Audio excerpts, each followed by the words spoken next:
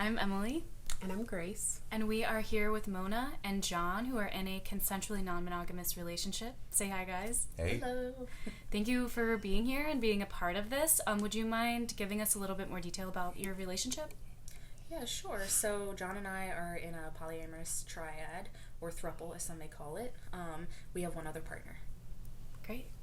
For the first question we have, do you think someone can be in a CNM relationship if they are a naturally jealous person? I think that's possible for sure. I honestly think that jealousy is an emotion that everybody experiences. So I think it's pretty natural for everybody. I think it's something that it's just another emotion like anger, happiness, and it's something that we all have to deal with and, get through. Yeah, I totally get that. I feel like to some extent everyone's a naturally jealous person. Like it's one of those just traits of being human. A lot of ways it's a feeling that kind of protects you from maybe going into situations where you could be hurt. So I feel like especially it's going to be different for people. Maybe some folks have had negative experiences with that where what they were jealous about actually did result in, them being hurt or in a situation that made them uncomfortable. And that's, a really big part of just having a strong foundation with the people or person you're engaging with, and just having that trust, that knowing that even if you do run into situations where you're going to be jealous, the other person or people have your best interest at heart, and they're not going to go out of their way to actually try to hurt you or any kind of like malicious intent.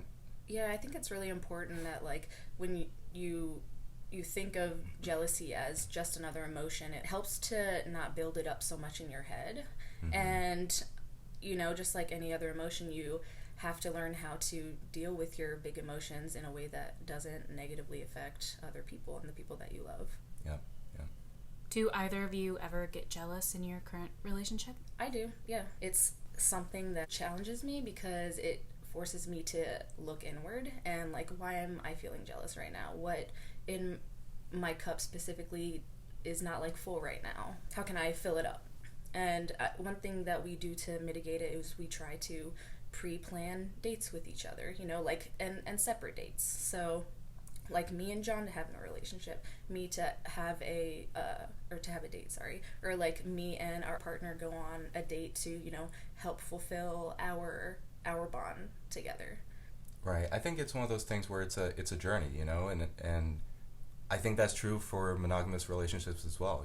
There's going to be stimuli that can make you jealous, and it's something like everyone kind of has to work on as part of their own personal journey. But looking back to like the times where we first started, opening our relationship or being poly or non-monogamous, I definitely see a lot of growth in both of us. Situations where I definitely would say, we still have some situations that may be like a jealousy trigger, but the way we handle it is really mature and not hurtful. Yeah. And I also think it's really important to lean into your partners, when you are feeling it. There's value in getting reassurance from your partner as well. So it doesn't have to be solely, I have these big feelings, I need to deal with them on my own, Right. Yeah. So you're keeping that line of communication open with each other when you're having those feelings of jealousy. Yeah, absolutely. And you'll probably hear that theme a lot. Like a big part of this is communication. Right. How familiar are you with the term compersion? Pretty familiar. But it's a newer word for me. Like I probably learned it in the past 1 or 2 years, and it's helped me identify, I know what that feeling is, like being happy for when you see your partners together. And it's just one of those things where like it makes your heart feel all fuzzy when you feel it, For our listeners, would either of you mind telling us what compersion is? I think Mona has a better grasp on it or better definition. It's basically just when you see your partners being happy in a way that like doesn't relate to you. Like you see them being happy in another situation and you feel happy for them. Like being happy for your partner even when it doesn't include you. Yeah. And you both experience that within your relationship? Oh yeah, absolutely. I think I do too. It's really cool to see like this amazing woman that I love and this amazing man that I love, and to see them across the room, like, they're making each other snicker or like giggle or anything like that, and I'm like, I have no idea what they're talking about, but just seeing the happiness and joy that they like bring each other is pretty cool. That's very cute. Would you say that you guys believe in monogamy outside of your relationship? Yeah, I mean, I think it definitely works for a lot of people. I don't think that I don't think that non-monogamy is for everyone. Just like monogamy, I also don't think it's for everyone. I definitely believe that a lot of couples who really like identify with the values of monogamy and that works for them. Like I definitely believe that they can be successful and lifelong partnerships like that. Yeah, I totally agree. I believe in any relationship structure that works for any consenting adults.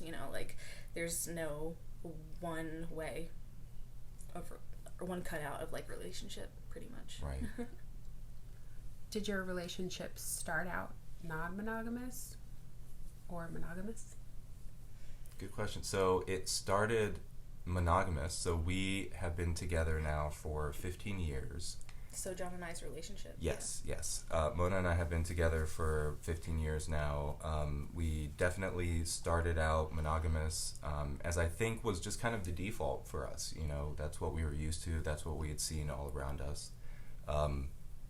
And over time, especially Mona and I started dating, towards the end of high school. So we, I think we ended up having a conversation at some point where we felt like we kind of, in a way, like obviously didn't take away from the love that we had for each other, and we fully recognized that, but also felt like we kind of missed out on this like young college American experience, right? And part of that was recognizing like we don't want to break up to go experience what we want to experience and then come back. And like we knew that eventually that we wanted to stay together, right? We knew that like this is the person, this is one of the people that we want to spend the rest of our lives with. And so I think really it wasn't, we didn't completely figure everything out in one conversation, but I think that opened our eyes to being able to talk about that without there being like this inherent hurt of like, oh, this person doesn't want me. It's not that at all. Right. It was great that like how we started off those conversations, like it just felt non-judgmental, like let's think about these possibilities with each other because we know we want to be together, and how can we continue being together while also like seeing the value in relationships and companionships with other people as well, because I think people are amazing and I don't want to pass up an opportunity to have a relationship or like companionship with somebody, just because I'm limiting myself in that way.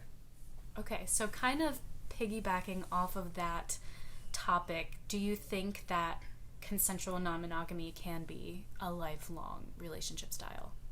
Yeah, for sure. I definitely think so. I mean, with any, I think as long as you're communicating and you're with your partner and openly and consistently, it just helps to keep everybody, like on the same page, like where you are. And that's what helps it to become more lifelong and sustainable.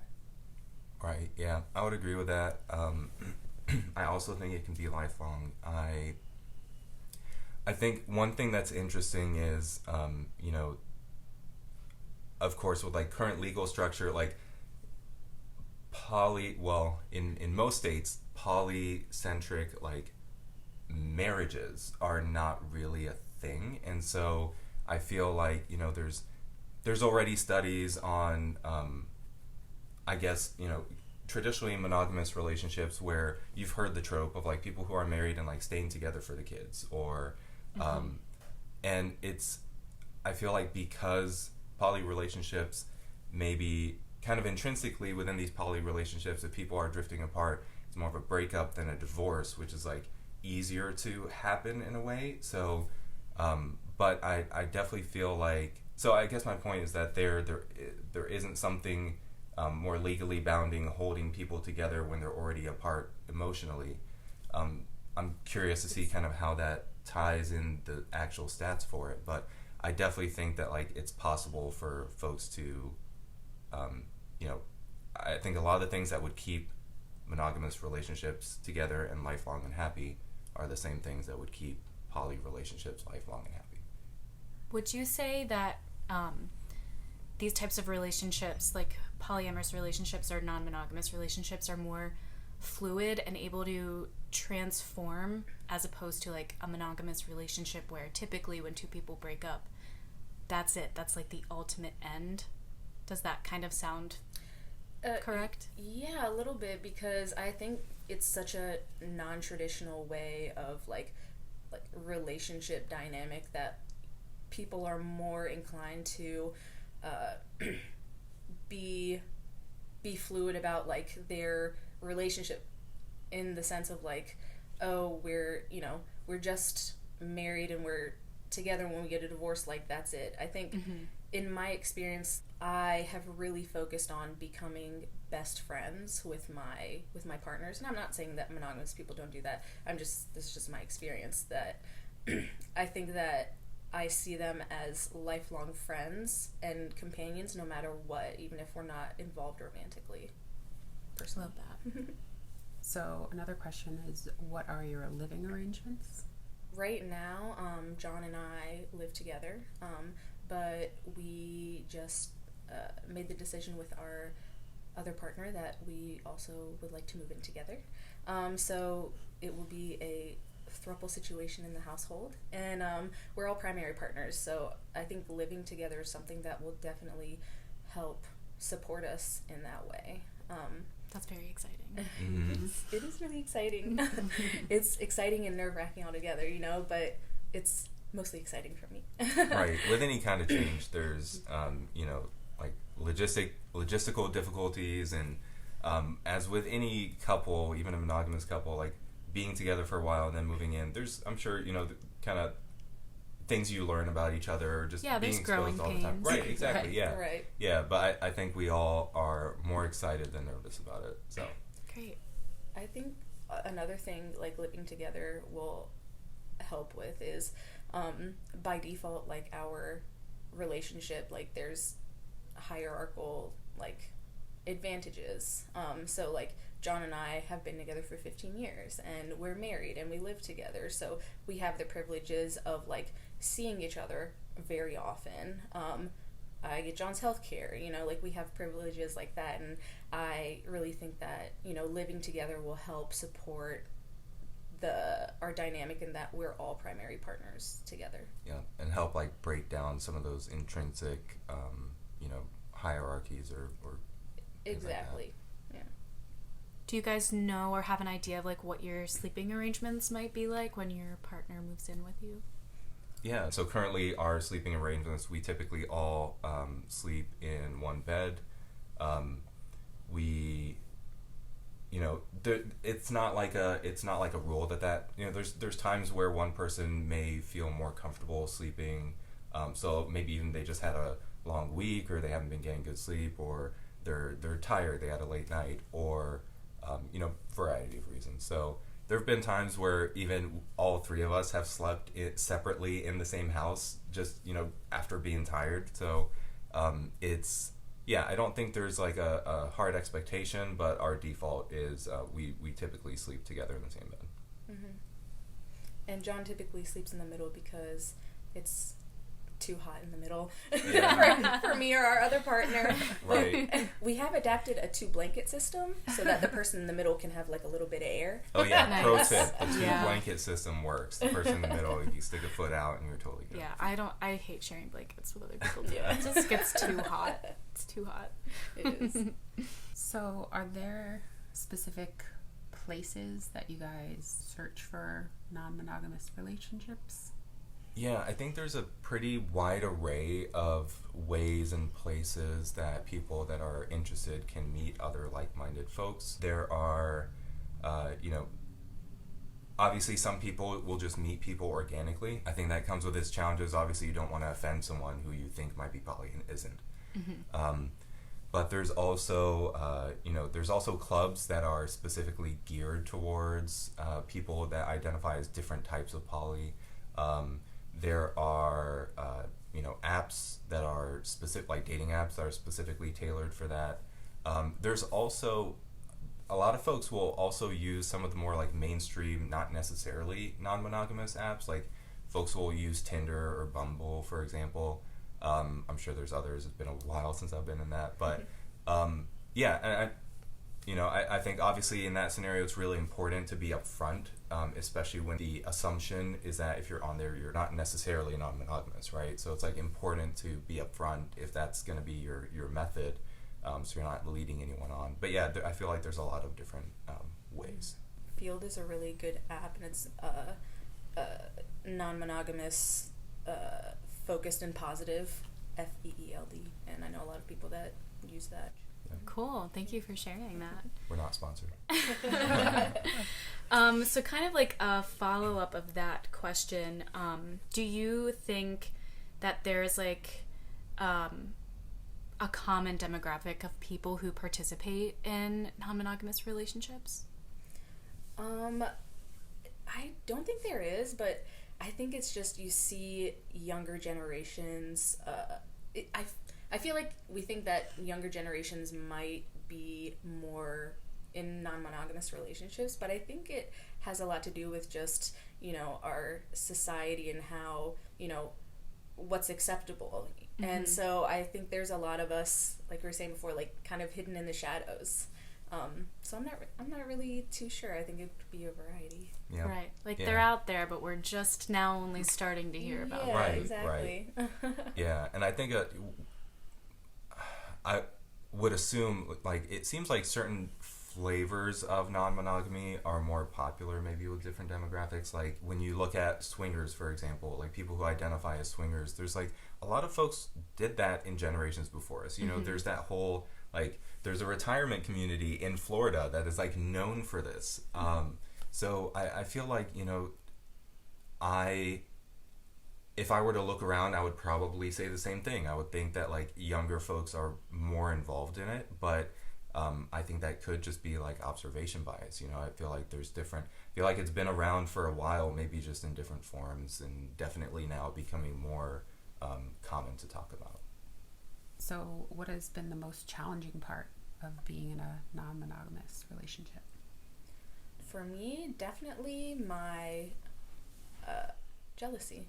In a way, it's just really challenged that specific emotion and really helped me to be able to deal with it in a more like level-headed way, and help me see, the value in just making sure I'm not being possessive in a way. Yeah, possessive. And I grew up monogamous, so I have been needing to like break down those beliefs that I have, because like I logically I don't necessarily believe in monogamy for me, but I see a lot of my habits and my mentality is still aligning with monogamy. Not a lot of them, but I mean, like, it's just broken down over time, and I really need to like sit with myself and think over why I felt that way and fight it, basically.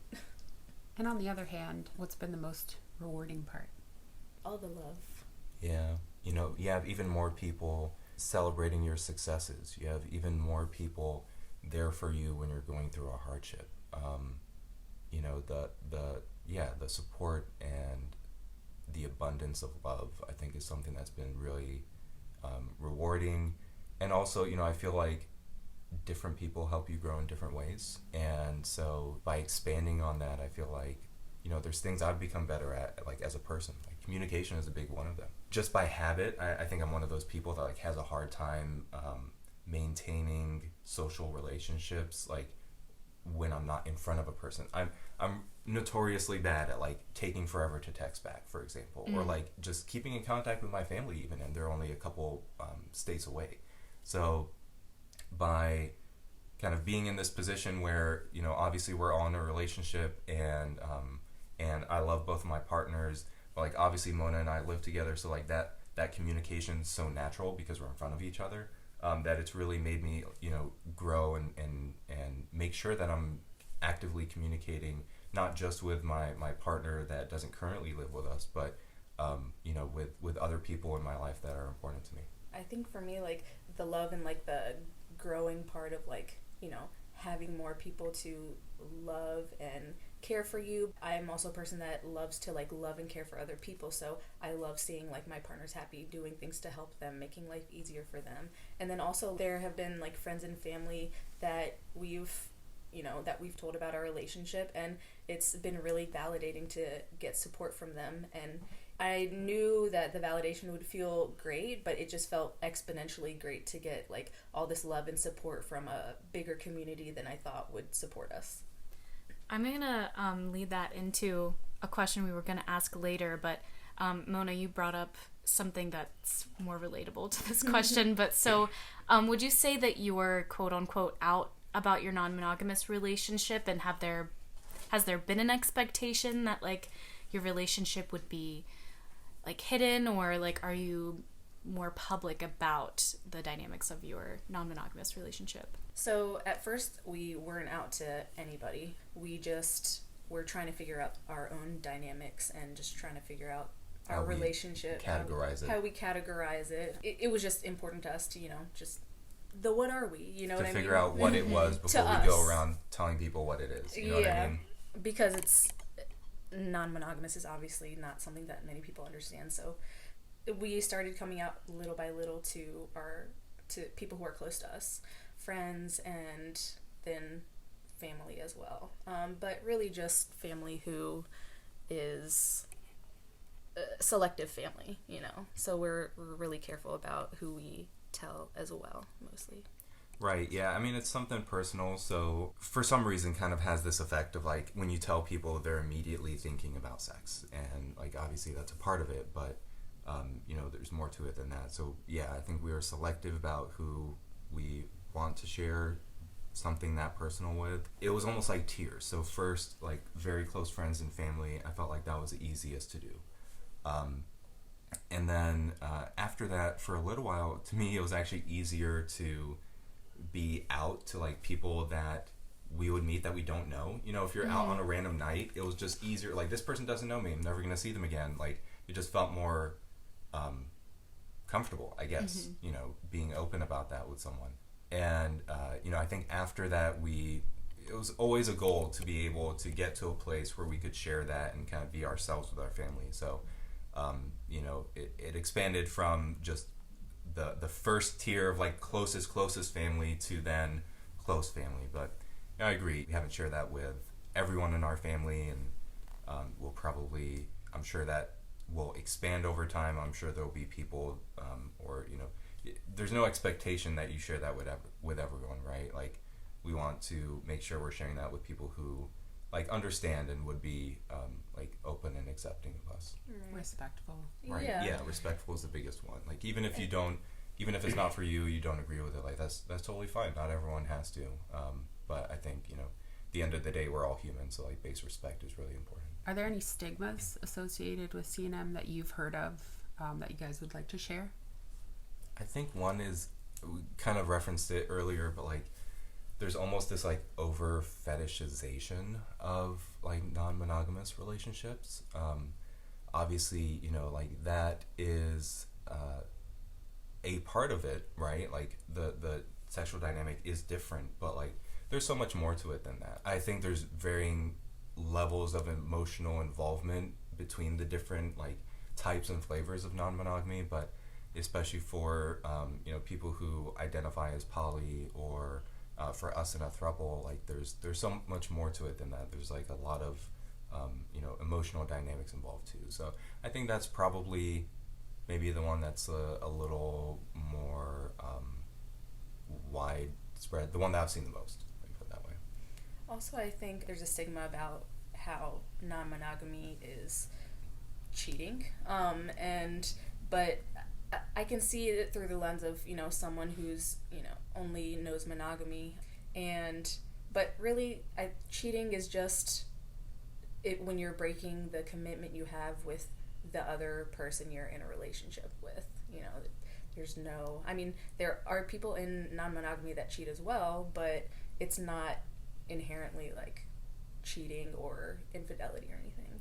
Right, like there's even for so like for non-monogamous people, you can definitely still be cheating. Like, I think you put it a really good way. Like, cheating is kind of just like a breach of social contract, right? And like what that contract is going to be different for people. There's you know, some folks who to some folks texting someone else could be cheating. To some folks, like, or some folks in the non-monogamous world, you know, being physical with someone may not be cheating, but being emotionally invested in someone could be. Like, there's a lot of different ways that it could manifest. It really just comes down to like what you and the person or persons that you are in a relationship with have agreed to. Like, there's this you know, Mona and I were talking about this earlier. There's this like dynamic that you know, maybe isn't as common or well known, but there are relationships where you know, within two people, one person is monogamous and one person isn't. And like, even then, as the monogamous person, you know, you are in this relationship and your partner is the only partner that you want or need. And, you know, would you consider that cheating? And it really just comes down to, you know, if they've both agreed to this, both talked through this and are consenting, you know, staying within whatever guidelines you've established for yourselves. Like, that's, to me, that's where the line is of what's cheating, what isn't. Okay. I think we're gonna wrap up. Is there anything else that either of you want to share about your relationship or consensual non-monogamy in general? Something that you would want the listeners to know? Mm-hmm. Sure, yeah. If I were to boil it down, you know, communication is key. It's something that there's no way of getting around it. You have to be able to communicate like effectively, and in a lot of different scenarios, when you're dealing with jealousy or when you're having doubts of yourself, or when you're, you know, it just makes things much easier when obviously more people are involved. Communication becomes like exponentially more important.